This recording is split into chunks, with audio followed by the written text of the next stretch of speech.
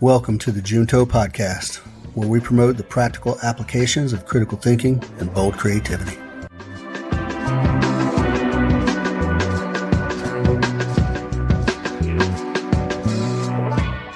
Hello, America. Thanks for listening. I am your host, Edgar Mills, and this is Episode 1, Paltering, Lies Within the Truth. All right, folks. So for this episode, I'm going to talk about a topic that a good friend of mine, shared with me that thought he would like to hear about, or at least hear my thoughts on it. He introduced me to a word that I was not familiar with, and that word is paltering. I've never heard it before. I've never heard it used in any context from anyone I know or have read or seen on television. But I am, as I'm sure you are, very, very familiar with its meaning and its various uses. Paltering is defined by vocabulary.com as a trivial act of lying or being deliberately unclear. I think we're all very familiar with that. I did some research and I found a very notable paper written by a research team at Harvard Kennedy School, and it describes paltering in a little more detail and a little more nuance. It describes paltering as the deliberate use of truthful statements to create a misleading impression, like saying something accurate in such a way that paints an inaccurate picture. I think we all know about that. I think we've just spent the last 6 months, 8 months, year on a election cycle. And all you hear is paltering along with pandering, and the politicians, nobody does it better. So we're going to talk about paltering in three different contexts. We're going to talk about it from one I'm near and dear to, and that is the firearms training industry. And then we're going to talk about paltering within politics, specifically politicians and their need to lie constantly. And then finally, the most important probably is that we're going to talk about it in context of relationships, marital relationships, and inside your house. And finally, we'll wrap it up with what can we do to avoid the trap of needing to lie, or how can we figure out who is paltering when dealing with us. So let's get into it. First, I'm going to talk about the firearms training industry. Now, there are a few guys out there right now, top level guys, who have a knack for calling out, palterers, liars, embellishers, people who are delivering, for lack of a better word, nonsense to the general public and charging hefty fees for it. How do these guys palter? How do the people who operate these businesses, how do they palter? How do they lie to the general public? Well, one is in their own personal bios. Sometimes an instructor will have some fantastical bio that's 2 pages long, full of qualifications and places and agencies and such, that makes it seem like he's done on just all these things, all these Jason Bourne-esque things. These types of guys, they will allude to training with SOF or training with an agency and things like that. Folks, let me tell you, that can mean very many things, training with XYZ agency. So are they liars outright? Maybe not. There used to be a joke that the only thing that Air Force SOF had to do to be considered SOF was eat at the same chow hall with a Green Beret. So there's guys out there who, may have been MPs or who knows what, and they were on the same fob with some Navy SEALs or some CIA dudes, and that became a part of their bio. Now, how does that relate to shooting? It does not. It does not at all. So there you go. How do they palter in the delivery of their product? There's a company out here that has a course that is it's called something like Tier 5, advanced operator course, something, I don't know what. It's bizarre. It doesn't describe accurately what you're there to learn or what the purpose of the course is. I imagine they came up with their own tier system, and who knows what. I haven't trained there, so I can't speak to it 100%, but I can just give you my impression from reading the website and the bios, etc. So they sell terminology. They sell these fantastical ideas of you're somehow going to be doing operator things. I got news for you. The word operator is a very narrowly defined word within special operations. There is a course out there called the operator training course, and very few men have gone to it. I haven't. So be very mindful of people calling themselves operators. Now, I can't speak for the Marine MARSOC fellas. I think they call themselves operators as well. But at any rate, these trainers will sell fantasy. They will sell fantasy that makes it sound like you're doing some things that ultimately you're really not doing and have no need for anyway. Be mindful. Be careful of these guys. Be careful of these palterers. And then the same goes on the other end of the scale there when you got an NRA guy in his 60s or 70s, and he's teaching techniques and principles from, back when he was a firearms instructor on his agency in 1974. And he down talks shooting fast and things like that, and just simply doesn't keep up with the modern standards. Now, principles don't change very much over time, folks, but techniques change with the wind. And those dudes out there who are called operators, the real ones, they are usually pretty ahead of the game on techniques. So be mindful of these guys too. They used to be called FUDs. I think we're in a whole new zone of FUD now. So be mindful of these palterers who will tell you that competition will get you killed, or who allude to what kind of things happen in a gunfight, who may have never been in a gunfight. I think if you're going to talk about what it's like to be in a gunfight, there's probably a pretty good precedent that you should have been in a gunfight. And I got news for you. If you have been in one gunfight in your life and you survived it, that doesn't mean you did everything correct. So be mindful of that, guys and gals. Be mindful of people who are vague or elusive in their own personal stories and bios. And then specifically guys who won't perform in front of you, guys who don't demonstrate their drills and things like that. The firearms training business is full of palterers. All right, that's enough of that, guy. That's enough of that. Let's move on. We've just come out of a painful election cycle, folks. The campaigning was going on for a good solid year or more. And I'm not going to speak to the qualities or lack of for any of these politicians, but what I'm going to say is this: they all have one thing in common, and that's that they are professional palterers. A politician will tell you what you want to hear, no matter what. Now, this study that I cited earlier from the Harvard Kennedy School makes an example of politicians and paltering. And he referenced Bill Clinton and Monica Lewinsky. Now, he used a different reference than I'm going to use. My friend Tim used this reference, and I'm going to expand on it. When Bill Clinton was being questioned about the Monica Lewinsky incident, he famously said, "I did not have sexual relations with that woman."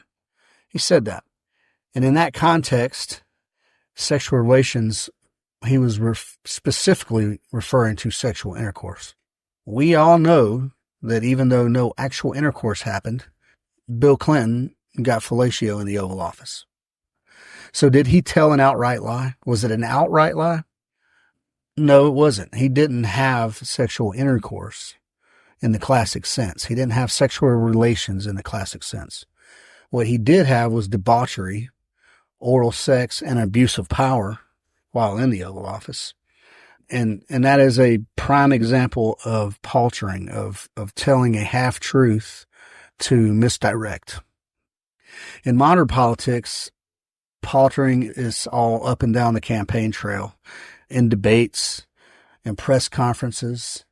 Politicians will dodge answers like Neo dodging bullets in The Matrix, especially if you ask about controversial policies or policies that aren't expedient on the campaign trail, but are only in place for your base. They will shift to unrelated or imagined achievements. They'll use convoluted rhetoric. They'll shift the topic any way they can.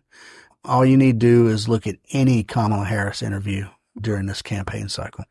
She's yet to give a straight answer to anything. So, will a politician outright lie? Yeah, absolutely they will. But in the modern day of internet and everything's being recorded at all times, they try to be more clever about it. Paltering is a technique that they use to do that. What are the negative effects when politicians palter? When it's uncovered, right? When they're found out, then that creates a significant loss of trust. Now, there's party diehards that it doesn't matter. You could essentially murder someone on television and still be good. But rational human beings, when a politician gets caught in outright lies, it'll break down the trust, right? The public, rational humans, they feel deceived and misled, right? And then it it shows that the politician has a lack of character and a lack of integrity. And rational humans don't like that. Rational humans don't like that. And then when the trust breaks down, then it begins to polarize communities. Politics, now I don't know if I could go back in history, it would be interesting to see, but politics seems more polarized now than it ever has been. It seems that way. And I could be wrong about it, but it seems very polarized. This polarization, however, can sway the outcome of an election big time. Look at what happened. Look at what happened this cycle. Undecided voters, independent voters, minority voters, they came out strong for the other guy this time. And that was due to largely in part for campaigning and the way they campaigned. Anyway, enough about politics, right? Politicians in general tell lies. They palter as a technique. They will tell half-truths. They will take a kernel of truth from their opponent and then create some fantastical, dramatic lie scenario that is meant to make you distrust their opponent. And that's what's been going on probably since there's been politics.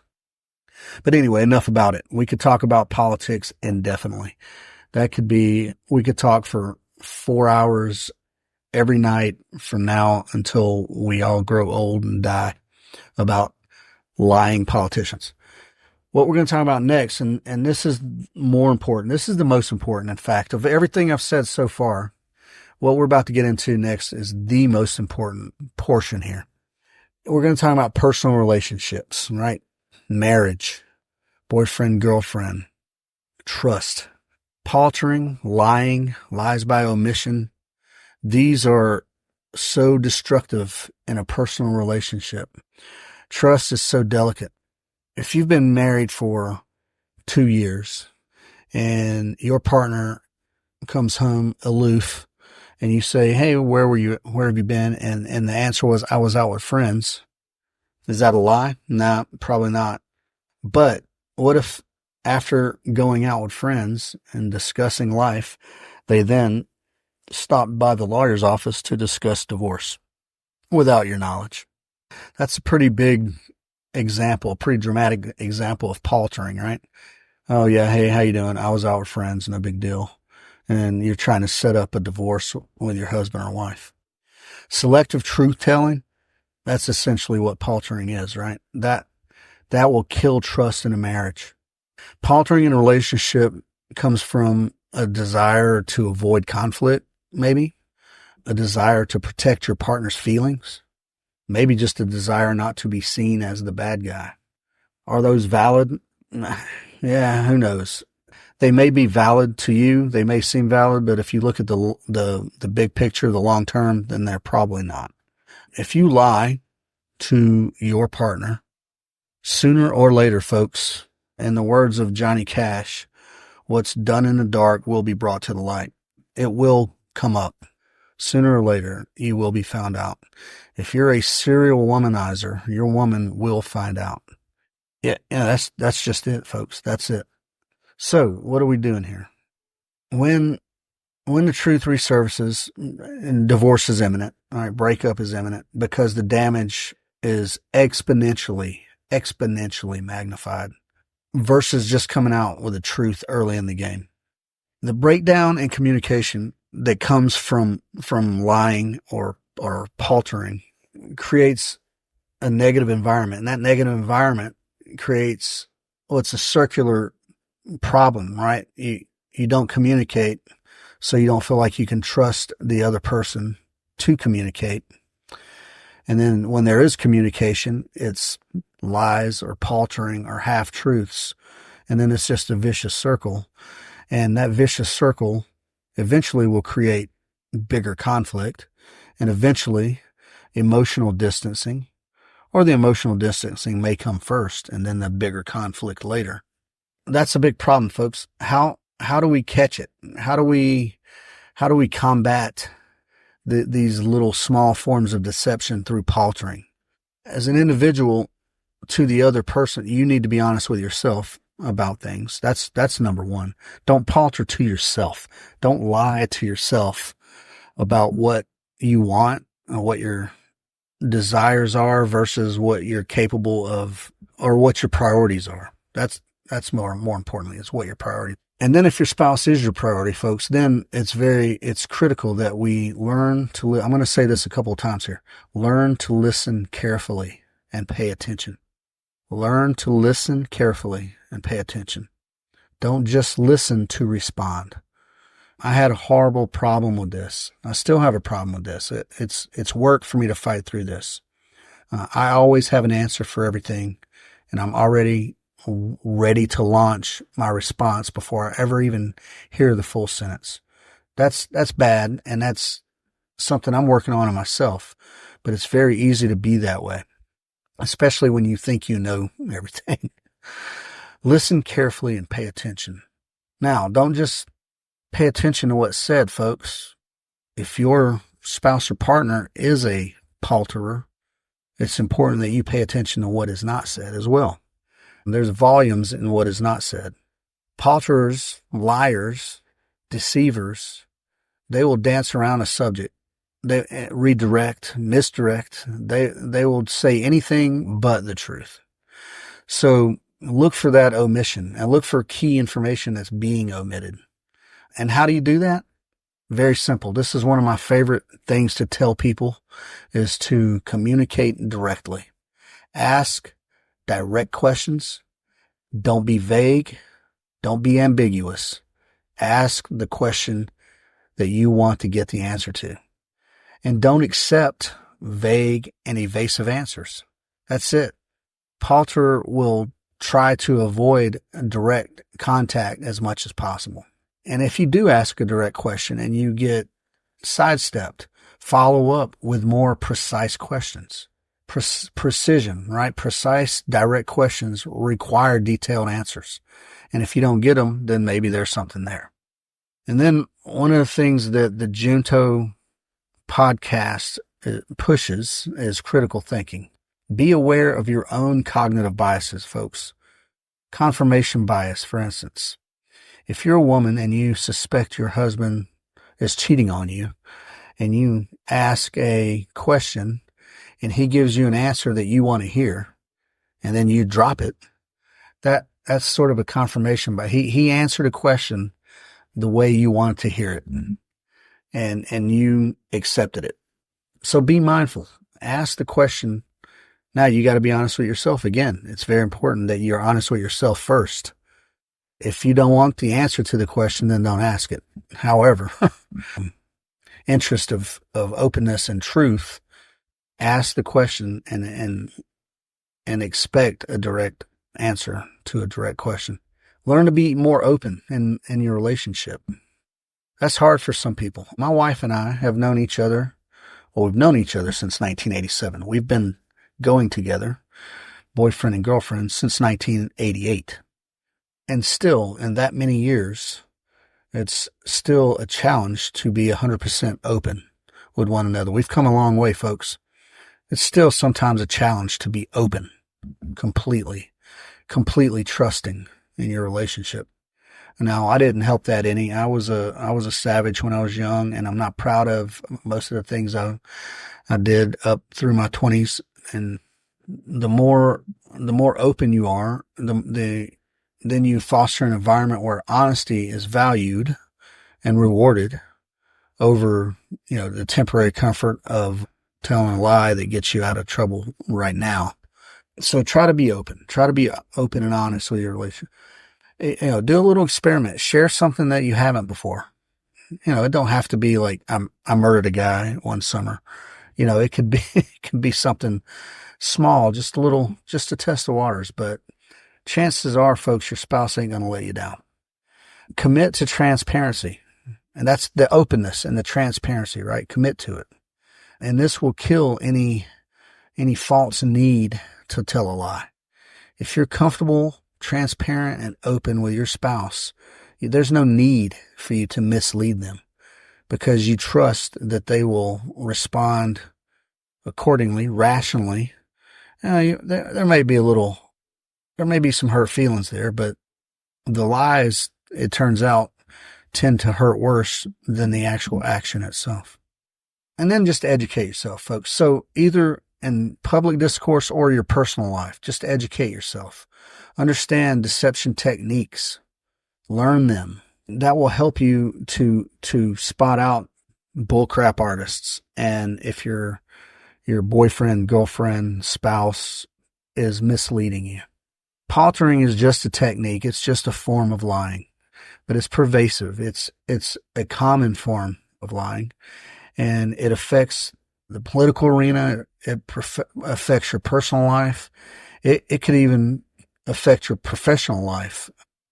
If you're not 100% honest with your employees or your colleagues or your boss, the negative impacts are profound, folks, because they erode trust. And trust is about the most important thing out there. One of the most important things. So tune up your own personal awareness of deception and techniques to deceive. Tune up your critical thinking so that you can better navigate through the sea of liars. And whether you're holding politicians accountable or just nurturing honest communication in your own personal life and in your own house, the right answer, the antidote for paltering, I think, is direct communication and commitment, obviously, to the truth, even if it's uncomfortable. Direct communication and commitment to the truth, even when it's uncomfortable. So I'm going to leave you with two quotes, and they're kind of different. They're kind of either end of the spectrum when it comes to lying. One is Mark Twain. Mark Twain said, "If you tell the truth, you don't have to remember anything." And that's a little playful. It's a little simplistic, but it's 100% true, folks. It's 100% true.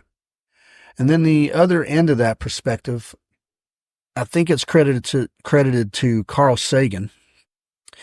And he said, that which can be killed by the truth should be.